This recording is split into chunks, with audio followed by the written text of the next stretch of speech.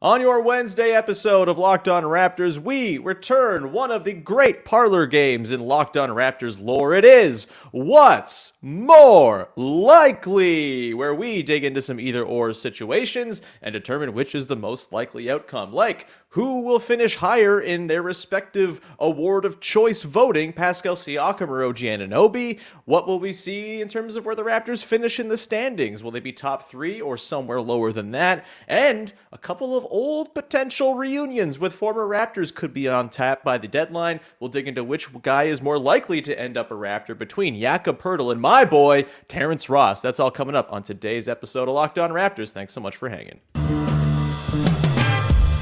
You are Locked On Raptors, your daily Toronto Raptors podcast, part of the Locked On Podcast Network, your team every day.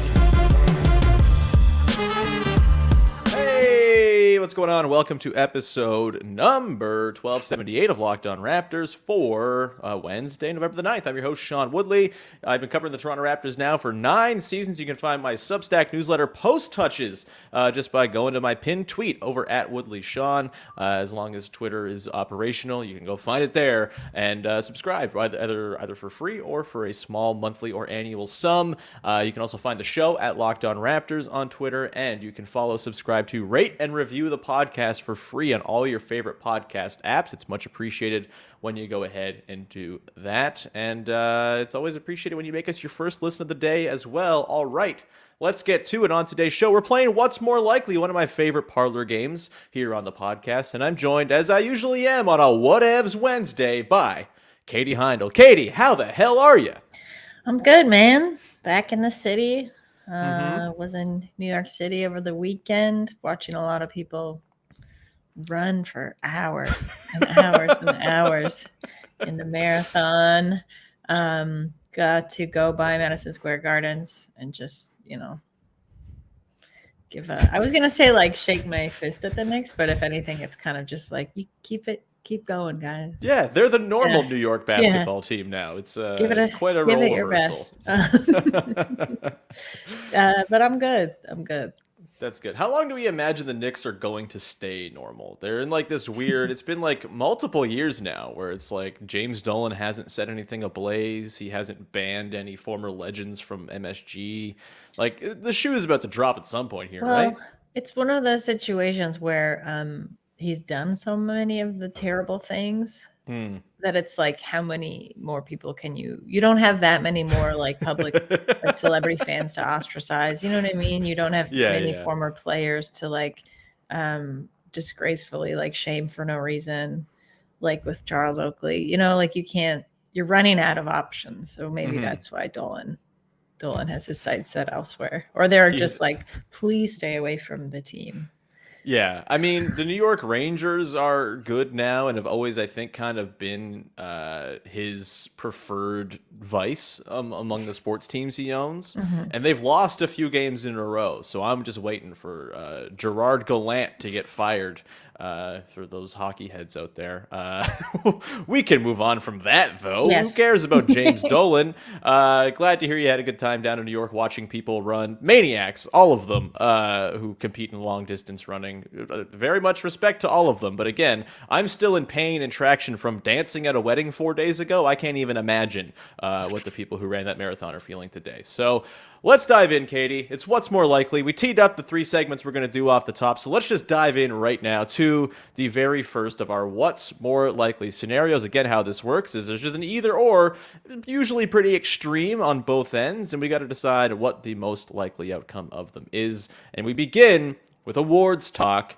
We're very early in the season, never too early though for awards talk. And this What's More Likely is Pascal Siakam finishes top 5 in MVP voting, or OG Anunoby makes the first team All-Defense. Obviously, both guys off to pretty good starts in their respective campaigns to do both things. Katie, what do you think is more likely, a top 5 MVP finish for Siakam or a first team All-Defense nod for OG? I'm going to go with Pascal. Okay. I'm going to go with Pascal. I don't know why the defensive one feels trickier to me. Well, it's because there's only so many spots for forwards, and there's lots of only so many really good forwards spots for top 5 MVP. That's true, but like the positional variability, I think helps here with Siakam, I would say. Potentially. And I think to me, like based on how he's been playing so far this season, and how like what it also looks like around the rest of the league so far, it is quite early. Things are going to change.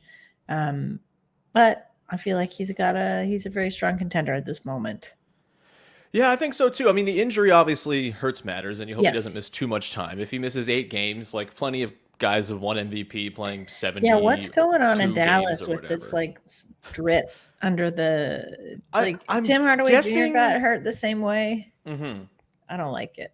I'm assuming it's to do with the fact that they share an arena with the Dallas Stars, and you have hockey ice underneath the wood, and it's hot in Dallas, and like that might affect things. I don't know. Maybe they just have bad mops. Maybe Mark Cuban's invested in like a really bad mop company, and much like the rest of his investments on Shark Tank, it's really, really come back to bite him in the ass. Who's to say? I think for me, this is really tricky.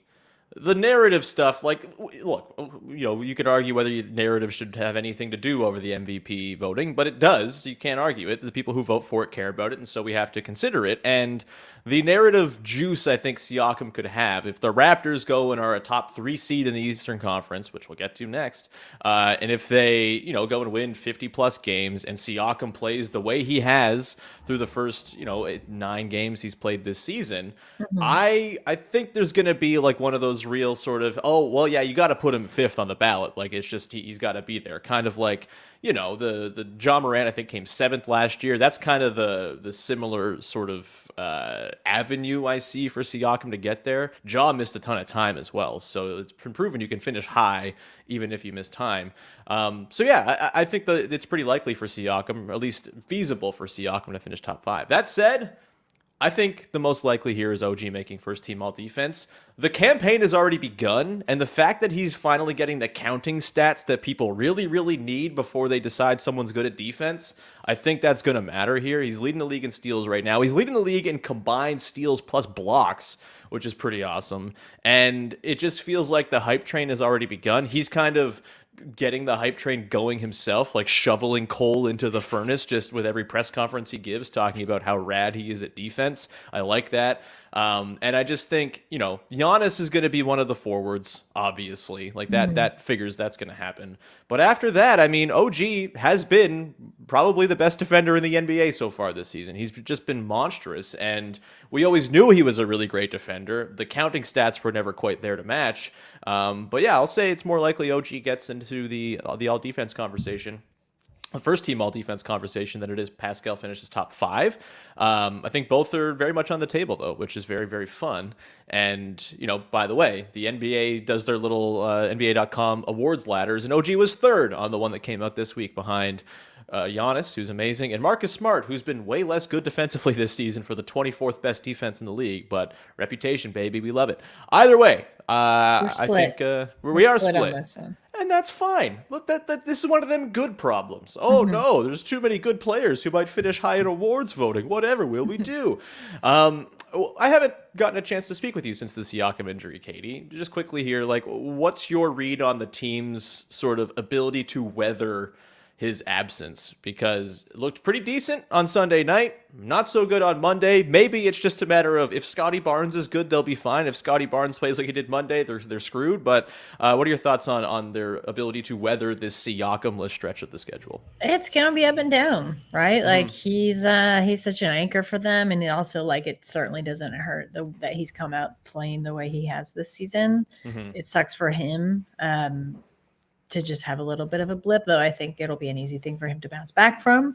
But I think the team will continue to be fairly mercurial, I gotta say. Yeah, it's, I think the difference between Siakam and the rest of the team this year, in terms of like the gap between the best player and the rest of the guys, is way bigger than it was last year, I think. Like, that's how good, and it's not to say that the guys beneath him have gotten worse, because in most cases they've gotten better, but Pascal's just been ridiculous. And to take that, his 30+% usage and his mastery of manipulating the half court offense and just kind of knowing exactly where every play is going to go, that's going to hurt. And not to mention the transition stuff, which he's been really, really good orchestrating as well.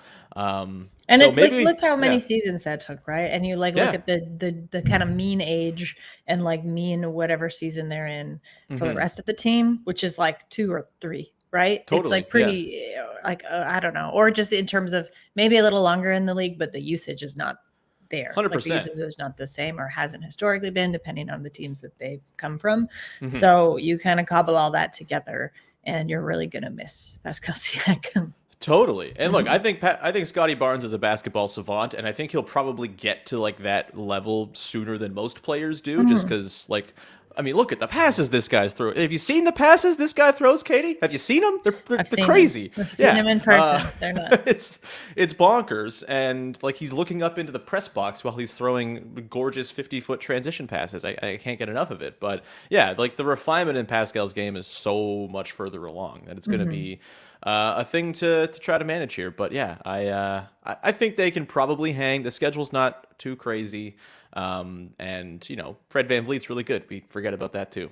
He's really, really awesome. So we'll see. But yeah, that's the first what's more likely. We're going to come back on the other side, get into 2 more what's more likely situations, including will the Raptors be a top 3 team or a 5 through 7 team? That's coming up in just one sec. But first, I want to tell you about our friends over at LinkedIn, who are the best place to go if you are trying to hire for your business. These days, every new potential hire can feel like a high-stakes wager for your small business. You want to be 100% certain that you have access to the best qualified candidates available. That's why you got to check out LinkedIn Jobs. LinkedIn Jobs helps find the right people for your team faster and for free. It's super easy. You go in, you create a post, and then you add your job and the purple hiring frame to your LinkedIn profile to spread the word that you're hiring. Simple tools like screening questions make it easy to focus on candidates with just the right skills and experience so you can quickly prioritize who you would like to interview and hire. You don't want to waste time. You don't want to be sitting there all right, let's just sort through all these resumes that have no shot.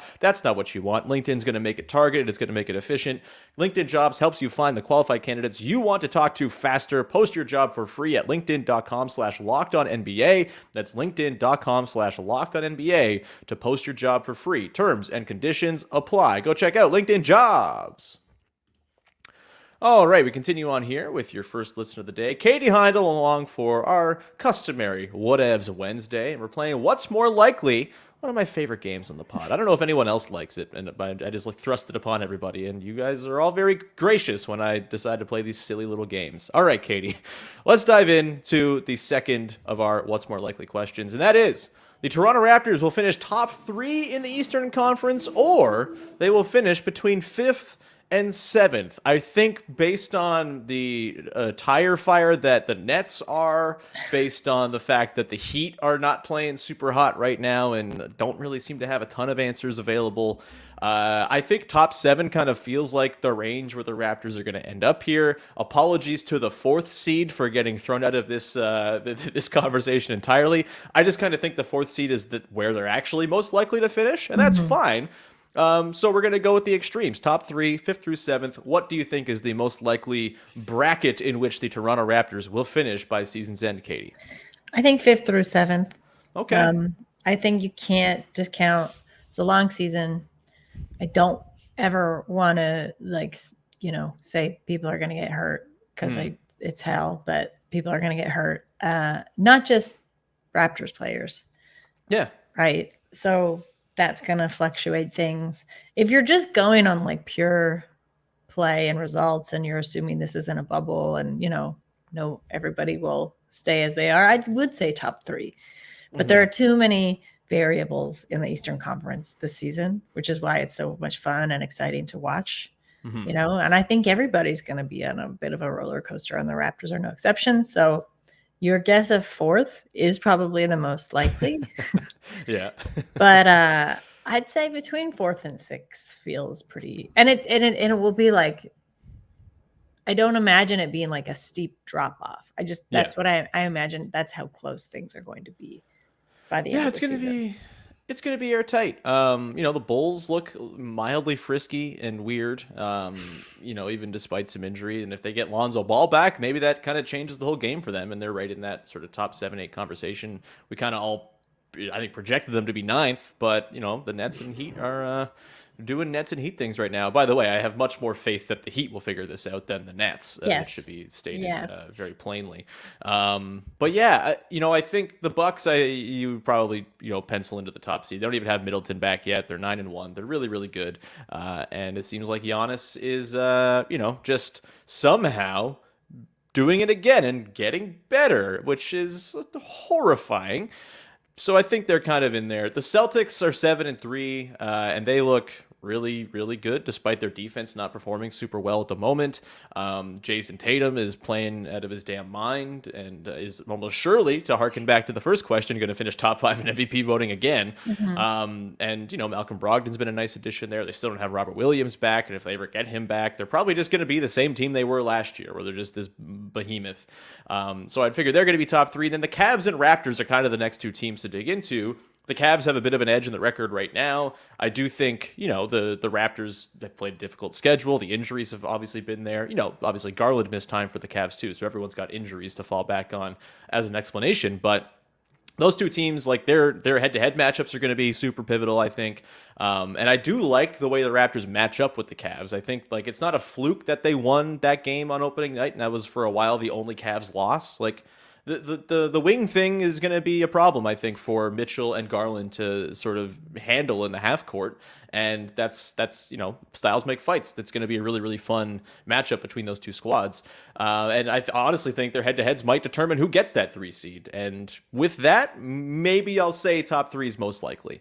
I just feel like they are a team that's going to win a lot of games. And maybe I'm just a homer. Maybe I'm just drinking the Kool-Aid. But they win a lot of games, Katie. That's just the thing they do. They win a lot, and they manage to finish higher in the standings more often than not than you would expect. And so a 3 seed doesn't feel all that insane to me. The Cavs, again, are very, very good. The Hawks have been a little bit surprising ever since getting waxed by the Raptors. They look like a good basketball team again. The Raptors just whipped them into shape, I guess. But I think it's Raptors Cavs. I think those are the top 4 teams in some order are going to be Milwaukee, Boston, Toronto, and the Cavs at this point. Do you see a team beneath them? The Sixers are obviously in there. The Bulls, the Heat, the Hawks, those are kind of the next wave of teams. Are any of those teams to you threatening enough to jump up into that top 4 and threaten to push the Raptors down? When I think of how well the Bulls started last season, and they did get derailed, but things have switched up a little bit. I don't think it's kind of out of the realm of possibility. I think the Heat, as you said, will figure out what's going on there, though I do think they are still kind of missing someone. It just feels like it's not a fully complete team. And the Sixers, I don't think you should count them out either. So that's why, when I say it's going to be pretty close for everybody, I'm trying to keep a more mediative approach than you. No, totally. And look, I think, the Sixers are the team I predicted to win 58 games and finish tops in the East. And they could easily go on a run here. Maybe they go on a run without James Harden, and it's just the Maxey Embiid show. I do really, really worry about their defense, though, especially if PJ Tucker is going to look the way he has to start the year, which is, like a 38-year-old guy. I'm sorry, Katie, I know he's your fave. And he's hurt. But, there's But he's 38-year-old guys get hurt. That's true. Yeah. So I just... We'll see on the Sixers. I do think they are probably going to have a run in them at some point here. So, yeah, but by no means do I think it's a lock the Raptors are a top 4 team, but I do think things are trending that way, especially if they can weather this time without Siakam. If they get Siakam back and they're kind of at full or something close to resembling full health, they're a really good team. They're going to win a lot of games, and I think that's cool. We're going to continue on here, Katie, round out the show with our final What's More Likely, where we talk about our faves, former Raptors, who the Raptors just might go and try to target at the deadline. That's coming up in just 1 second. But first, want to tell you about our friends over at BetOnline, your number 1 source for sports betting stats, info, news, and analysis. Get the latest odds and trends for every professional and amateur league out there, from football to basketball, soccer, esports. They've got it all at betonline.net. And if you love sports podcasts, you can find those at BetOnline as well. Listening to a sports pod over at BetOnline, get the information you need in order to become the informed wagerer. Don't just throw your money away. That's what I do. I'm a terrible gambler. I just don't do it very well at all. But if you are tuning into BetOnline and you are getting all of their analysis and info, you are going to be prepared to throw your money down in a way that is going to behoove you. The fastest and easiest way to get your betting fix. Head to the website today or use your mobile device to learn more. BetOnline is where the game starts. And we continue on here to round out the show with our final What's More Likely of the day with Katie Heindl. Katie, the question is, and it's near and dear to my heart, what's more likely, the Toronto Raptors trade for Jakob Poeltl by the deadline, or they trade for Terrence Ross by the deadline? Both guys having good starts to the year. Poeltl's been awesome for the Spurs and continues to be one of the best rim protectors in all of basketball. Terrence Ross is Terrence Ross. He's, again, just toying with the world. Whenever he decides to put it together, it's over for all of you. And he's been pretty good in stretches. Had some big games for the Magic down there on a weird Magic team where he's like the most normal basketball player on this team of weirdos. Katie, and that's I mean that in the best possible way. The weirdos are cool. But yeah, Katie, Jakob Poeltl or Terrence Ross, who do you think is the most likely Toronto Raptor by season's end? And you can't say the actual answer, which is both. Well, my actual answer is neither. Wow. Just breaking my heart over sorry, here. Man. Unbelievable. I do not see it. I feel like they have surpassed the Raptors have surpassed the style of the need for like this kind of player. It would be nice to have somebody like Jakob Poeltl up around the rim, sure, to not throw away so many second chance opportunities. But I do think that gap can be kind of like spoken to by some of the other guys you got right now. You know, versus Achua doing a pretty good job of that, though in a different way. Dude, I don't like if you're making me answer it, which you are, then I would say Jakob Poeltl. Okay. I'm sorry. Don't be sorry. It's all right. I like Jakob Poeltl too. He's great. I know. He's not your Terrence Ross. He's not my boo. No. So just a little bit of the details on the contracts for these guys. Both guys are expiring at the end of the season, so they're pending free agents. Jakob Poeltl makes about $9.4 million. Terrence Ross making 11.5. Both very much within the range of salaries the Raptors can cobble together to match. So I think they're both on the table. I think, Katie, they have not moved past the need for these types of players because, as our friend Eric Kareen wrote in The Athletic, as I think we've been talking about sort of this week with the value of Fred VanVleet as a bit of change of pace for the Raptors need to be able to play different styles if they actually have high ambitions in the playoffs. And we've seen it with Christian Koloko in his early run here with the Raptors is like, oh, you put a really good rim protector behind what the Raptors do on defense with their perimeter defense, with the fact that they just rotate and scramble and contest everything and sometimes give up leakouts that end up with attempts at the rim. Having a 7'1" rim protecting monster back there is kind of valuable for what the Raptors do. And so I guess it's a question with Poeltl as to whether or not you trust Koloko to kind of be that guy as a rookie all the way through the year, or is it a matter of you give Koloko the run in the first half of the season, see where he's at, develop him along, then you go trade for Poeltl as like insurance. You still have Koloko on the roster in event of injury or, you know, Poeltl not playing well or whatever. Poeltl leaves at the end of the season as a free agent and Koloko reassumes the role next year. If the Raptors like find themselves as a top 3 or 4 team, think there's a pathway to making a second or a third round, maybe the more established option in a Poeltl is the option here, because we've seen that with a typical rim protector, this Raptors defense is going to be pretty awesome. With Terrence Ross, it's just like, someone please come in and take some damn threes off the bench and give a little bit of space. You know, maybe you think Porter will do that as he kind of settles in. I think he will. I think he's going to be very good, but you can never have too much shooting. And like another guy with the spirit of Gary Trent Jr. coming off the bench, like that feels like a pretty good addition to me as well. I will say the more likely one here is Terrence Ross, just because I think Poeltl's going to cost a lot, and there's going to be a big bidding war, and at some point the Raptors will just settle with, all right, Koloko's our guy in this situation, and we hope that's enough for this year. But Terrence Ross, $11.5 million, you can make that work pretty easily if you're the Raptors, and throwing him into the mix, I would not hate it. Not to mention the vibes would be immaculate, because Terrence Ross is like whole thing is that he's an incredible vibes guy now. It's awesome.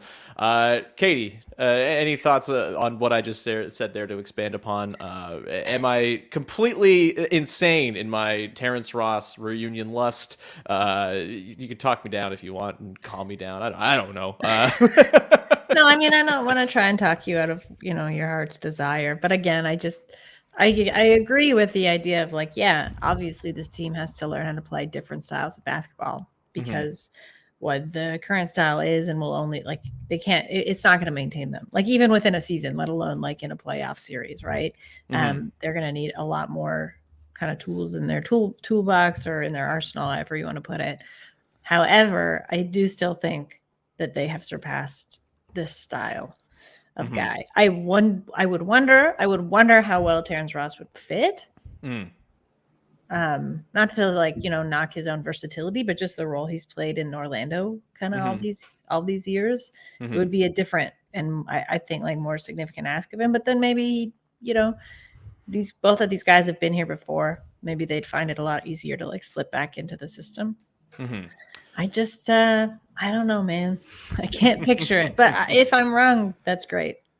I mean, Ross certainly would present many questions on the defensive end, and I think it could be argued that, like, does he actually play in a playoff series? I think Poeltl would for sure, but again, I think that's why there will be a crazy bidding war to Jakob Poeltl, because he's like one of the 3 best rim protectors alive at the moment, and no one really seems to recognize it. It also depends, like, what the Spurs want to do. Like the Magic, I could see probably being more willing to part with Terrence Ross, whereas like the Spurs, it's like, are they going to decide, okay, we're in now another newer rebuild situation, and we're going to try and recoup, or like get back more for one guy, or are they going to try and hang on to this one guy because it's like he's probably one of your most functional, good, like talented players. Totally. Yeah. I mean, you could argue he is the best player on the Spurs right now, considering like overall I don't impact. pretend to know what's going on within that organization at the moment. That's a good point to be made. Who the hell knows if they'll do the right thing? Probably not.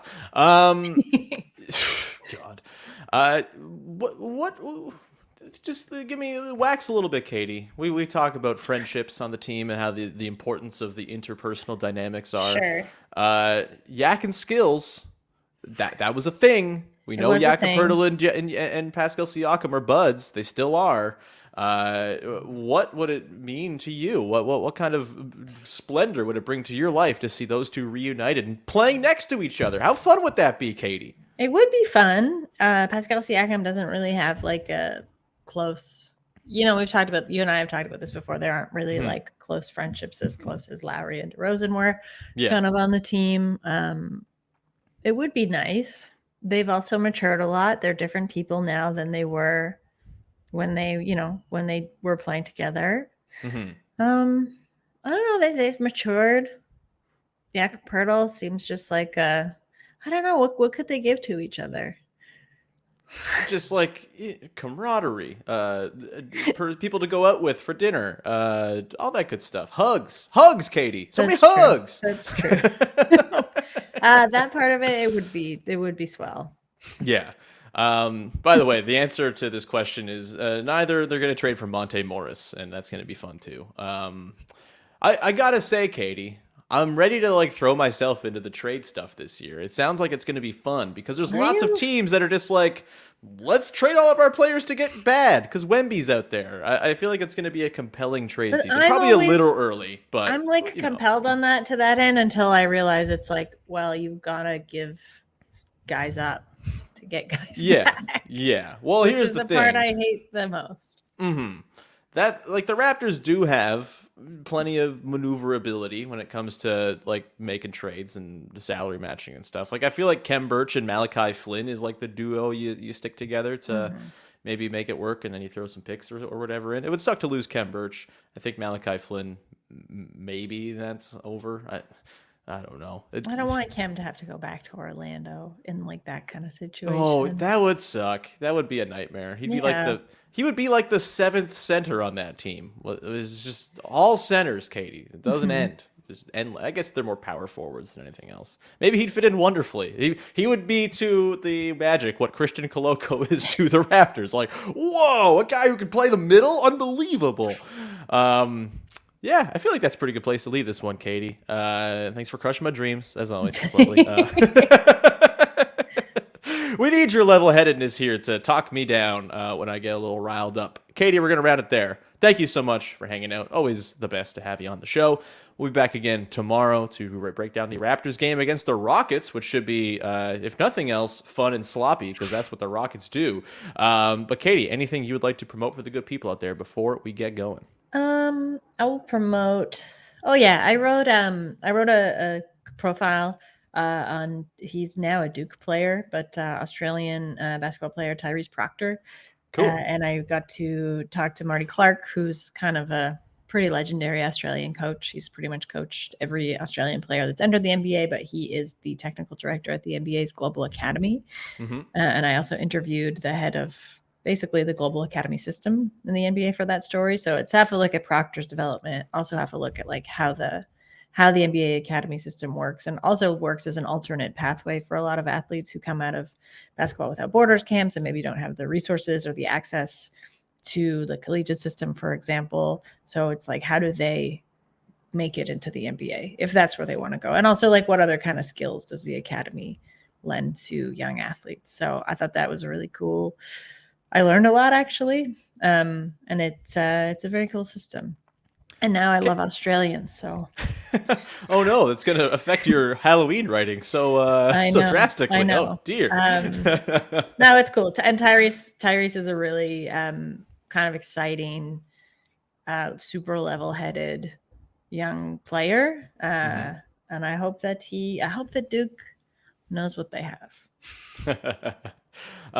Katie, everything you write is, and that's on Dime. My bad. Oh, there you go. Yeah. Everything you write, Katie, is educational, informative, fun, great. Everyone go support Katie. Go be a Basketball Feeling subscriber. I'm one, and I'm a happy customer. And you should go and follow my advice. We'll round it there. Thank you. You can find me on Twitter at Woodley Sean. You can subscribe to the show wherever you get your podcasts. Leave a rating, leave a review. That's always fun and nice. And then on YouTube, go hit the big red subscribe button. Again, even if you're not going to watch the videos every day, just juice the stats. That's all I ask. Just go hit one button and you are set. I don't really see the downside there other than getting notifications when shows go live. And that actually seems good to me because then you don't miss any episodes. So go do that. We'll talk to you again tomorrow, breaking down Raptors Rockets. On Friday, we got Tony East of Locked On Pacers coming by, a little crossover action. And that'll round us out this week. Thank you so much. Have a wonderful night. Enjoy watching the Raptors hopefully throttle the Rockets. If not, oh boy, tomorrow's going to suck. Bye-bye.